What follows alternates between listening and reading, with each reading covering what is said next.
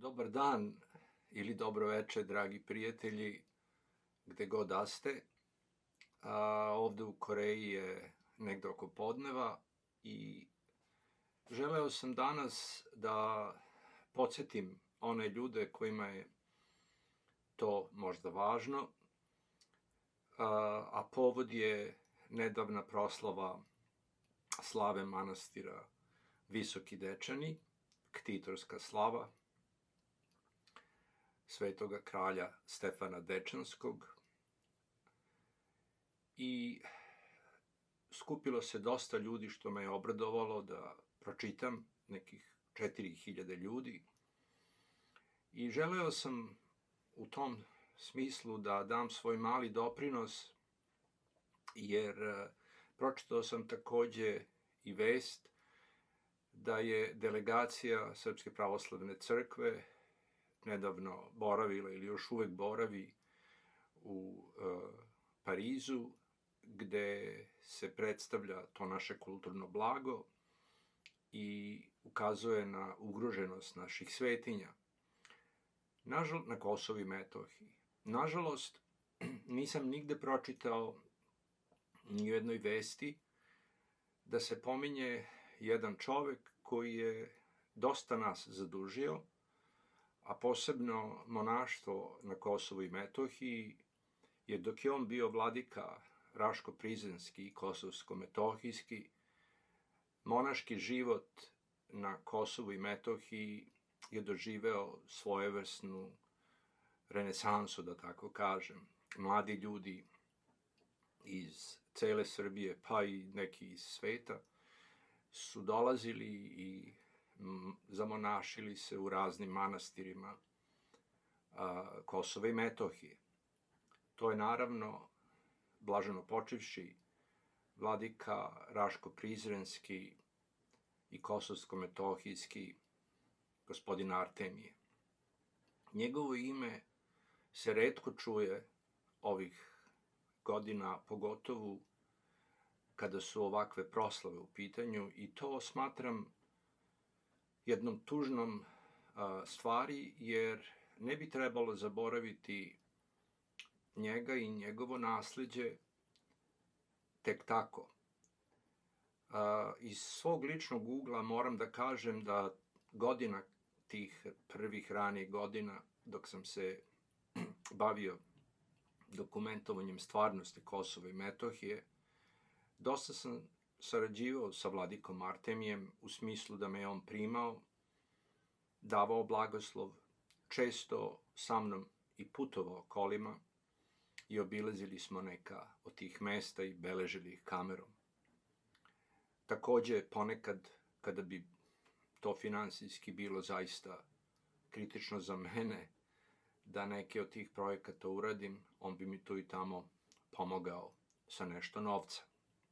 Ali naravno, najznačajnije od svega bila je njegova duhovna podrška i njegovo verovanje da beleženje stvarnosti Kosova i Metohije ima i tekako smisla.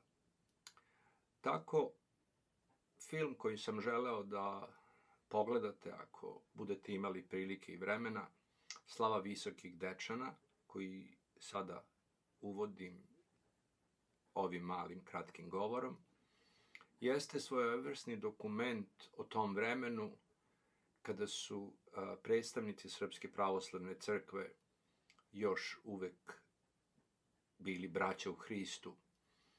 I u ovom filmu možete videti da su oni svi tu zajedno na proslavi slave manastira Visoki Dečani i možete da čujete neke od njihovih misli, ali ono što je najvažnije jeste da su oni tu svi zajedno, a film je urađen par godina pre nego što je manastir Visoki Dečani i de facto došao, kao i još par naših svetinja na Kosovo i Metohiji, na listu UNESCO o ugroženom kulturnom nasleđu jednog naroda.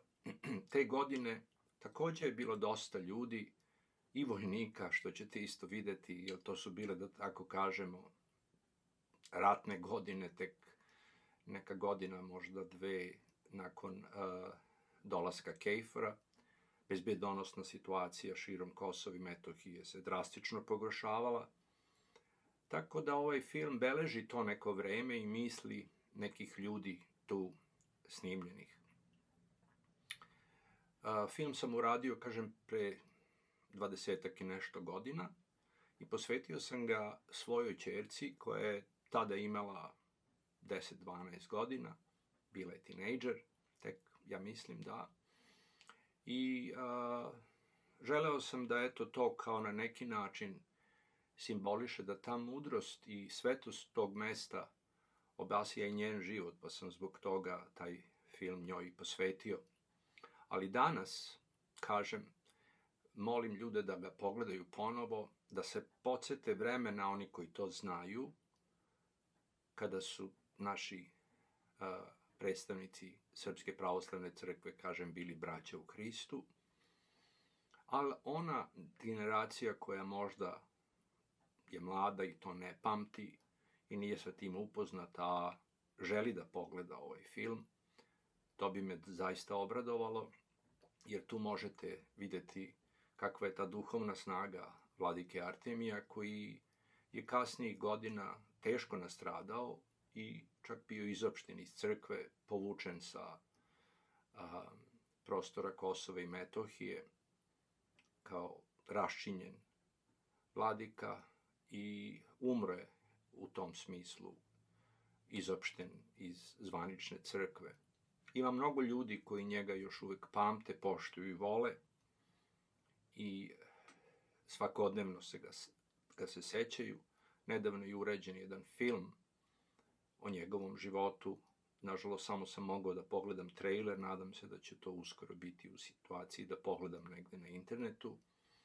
Ali eto, ovo je taj mali doprinos sećanju na jednog velikog čoveka koji je nastradao istine radi i nadam se da, eto, gledajući ponovo manastir Visoki Dečani iz onoga doba, svako može videti kakvo je bogatstvo našeg kulturnog nasleđa trenutno ugroženo na prostoru Kosova i Metohije.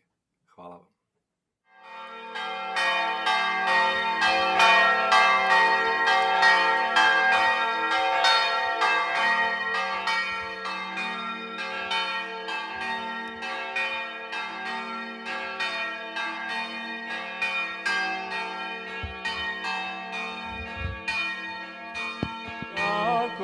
Se vrazi tvoji возмущен подшумеша, и ненавидяши тя воздвигоша главу.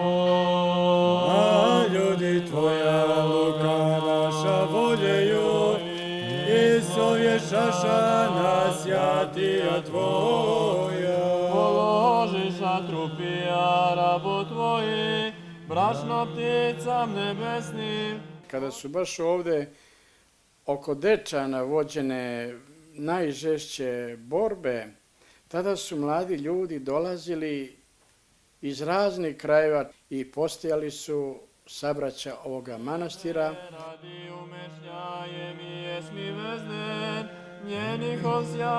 Nas je sada 23 i među nama dosta ljudi sa raznih strana koji su došli, ali eto ko je privukla ljubav Božja je ovo sveto mesto i blagoslov ovoga mesta Dečana, da bi tu služili Bogu pre svega, a zatim isto tako čuvali ovu našu tradiciju i ovo naše predanje koje nam je ovde ostavljeno.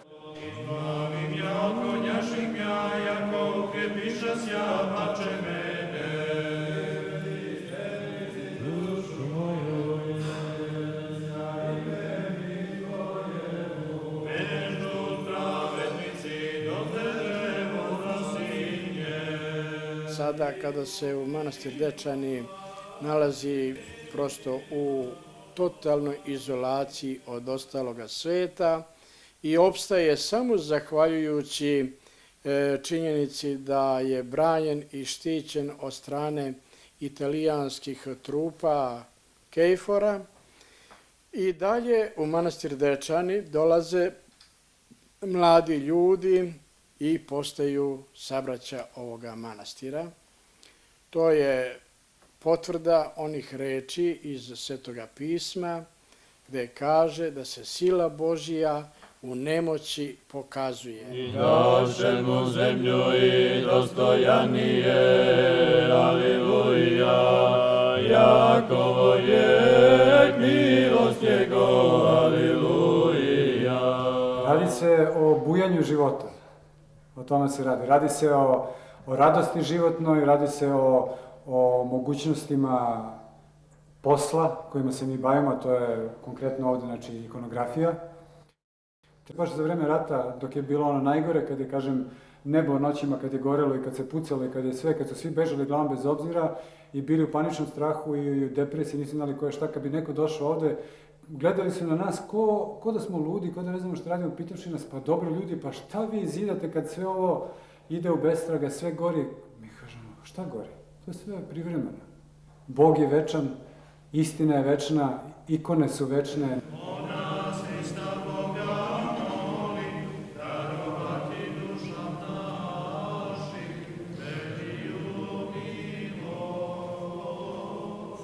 Uspeli smo da omogućimo sebi da napravimo jedan, tako da kažem, novu jednu zgradu, jedan atelje, gde će biti sigurno mesta za jedno nas 5-6 otprilike, ako Bog da i više. I radimo i za Nemačku, i za Grčku, i za Srbiju, hvala Bogu.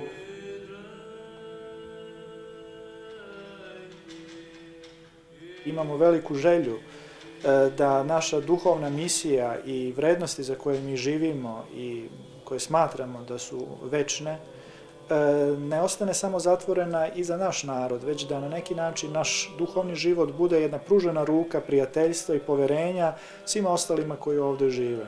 I u ovim teškim uslovima rata na Kosovu i Metohiji mislim da upravo nam je pružena jedna jedinstvena prilika da to učinimo i da je to naš zadatak i ono što Bog od nas u ovom trenutku zaista i očekuje.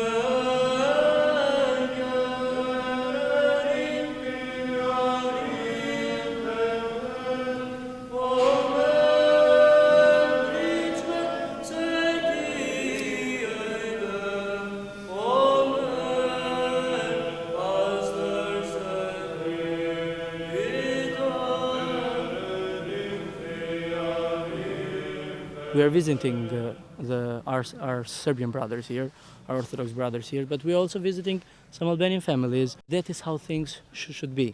They should see that we are Orthodox people, we are Albanians, and nothing stops me being Albanian, being Orthodox. I think it is time for repentance from both sides. We should find the courage and the strength inside us to say also, I'm sorry, or forgive us. I mean, that is Christian. We always say to God, I'm sorry, every moment of our life. And maybe we should find the power to say it also to one another.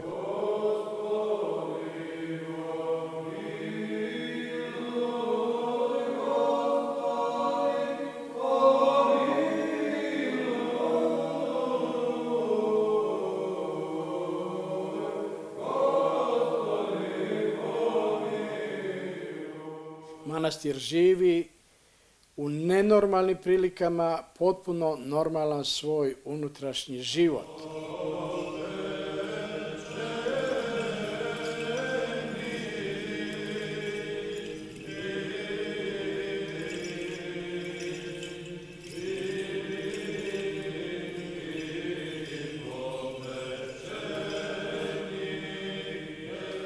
Bogosluženje se obavljaju svakoga dana, liturgija svakoga dana, poslušanja se vrše, radionice manastirske rade, duborezačka, ikonopisačka, krojačka, ekonomija manastirska i tako. Dakle, živi se jednim punim životom kao što se živjelo i pre ovih događaja na Kosovu.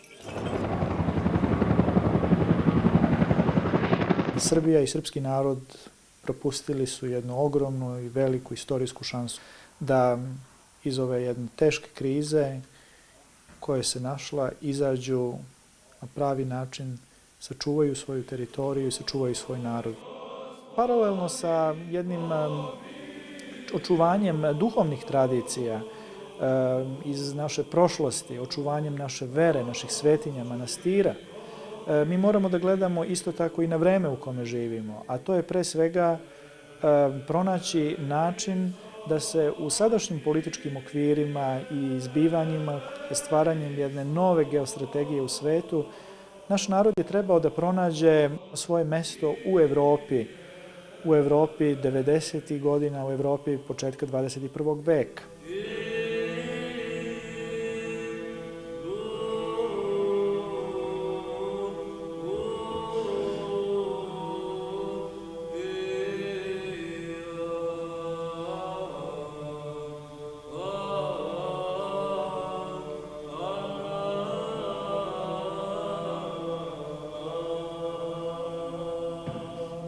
Naročito danas, kada je uopšte reputacija, da kažem, Srbije i srpskog naroda na najnižem mogućem nivou u svetu, mi uspevamo ovde na neki način da pokažemo tom zapadnom svetu, tim ljudima iz zapadnog sveta koji dolaze ovde sa jednim potpuno lošim predubeđenjem, znači o Srbiji, mi im pokazujemo da ovde ima nečeg mnogo drugačijeg, znači nečeg plemenitog, nečeg uzvišenog, nečeg na šta oni sigurno nisu očekivali da će naići. A to je ta naša pravoslavna ikonografska umetnost, znači koja prenosi nešto predivno, nešto duhovno i koja im pomaže da osete kakvi smo mi u suštini.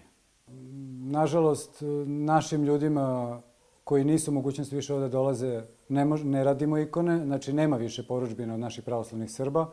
Međutim, tu su drugi ljudi, tu su najviše Italijani, međutim ima i ostalih. Ima tu Engleza, ima tu Španaca, tu su KFOR-ove jedinice.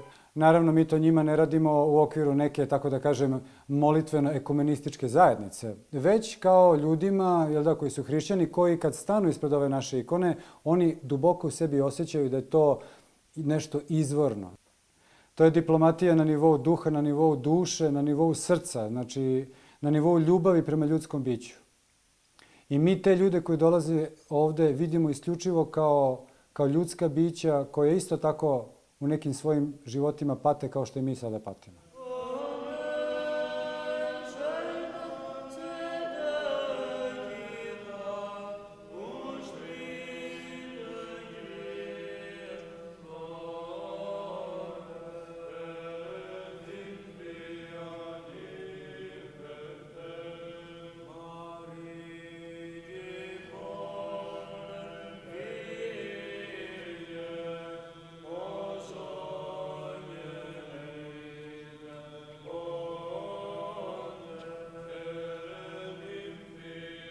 Što si došao, brate, pripadajućih svetom žrtveniku i svetoj družini ovoj? Želim život isposnički, sveti vladiko. Brat naš Danilo postrigava kosu glave svoje u znak odricanja od sveta i svega što je u svetu i u znak odrečenja od svoje volje i svih telesnih želja u ime Oca i Sina i Svetoga Duha, sada i uvek i u vekove vekova. Amin. Svi su mislili da posle ovih događaja koji su se desili na ovim prostorima, da će broj monaha u našem manastiru i ostalim manastirima ovde kosovsko-metohijskim da opada i da će ljudi što iz straha, što iz teških uslova života da napuštaju ove naše svetinje. Desilo se nešto sasvim suprotno. Došavši na zapad sunca, videši svetlost večernju, pevamo Otca, Sina i Svetog Duha Boga. Dečani stoje tako stameno u srcu Metohije. I Sveti Kralj i dan danas njegova ruka, jutro smo cjelivali, ona je tako tvrda i tako blagodatna i tako miomjerna. I utisak je da Sveti Kralj ne misli da mrda odavde.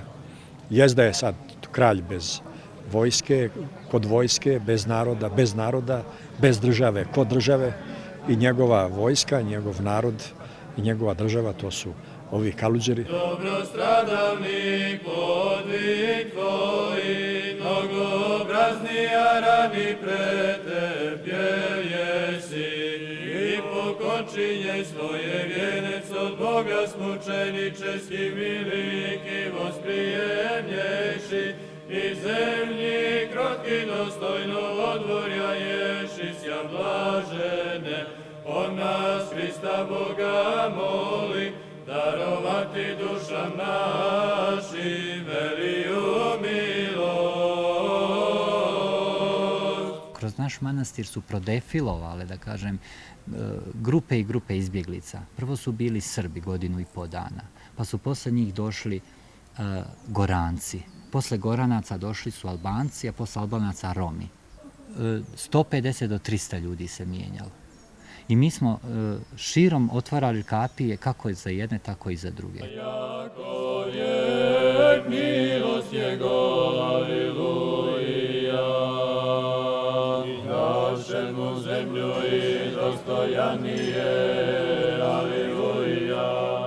U našem manastiru su bili nekih 5 dana, a albanska djeca jeste. Par bratija im je pružio ljekarske pomoć i uslugu, tako da su to oni, kako da kažem, zapamtili, fiksirali.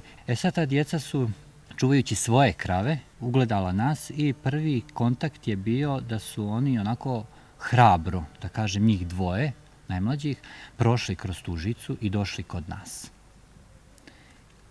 I jedan dečko je prepoznao mene. Ja nisam njega prepoznao, ali on je prepoznao mene i govorio je da sam ja i otac Arsenije, imao je ožiljak tu na čelu, da smo mu mi ožiljak izliječili i ranu to jeste, i pokazuje da nije ožiljka ostalo. I nije prošlo malo, oni su svo vrijeme klečali na koljena i tako vidim nešto crtaju i pišu.